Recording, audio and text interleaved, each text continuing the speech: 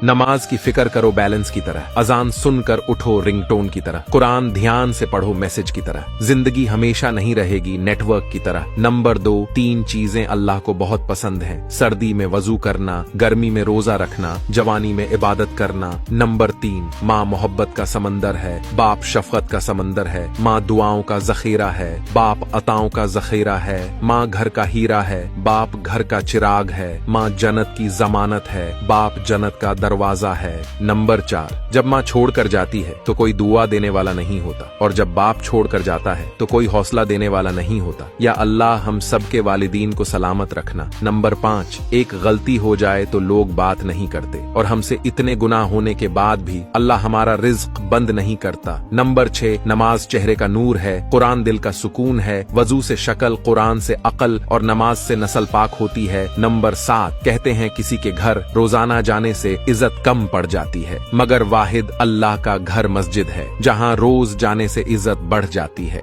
Video को like तो कर लिया होगा दोस्त, अब मुझे फॉलो करके अपना दोस्त बना लो, हमेशा सही राह दिखाऊंगा।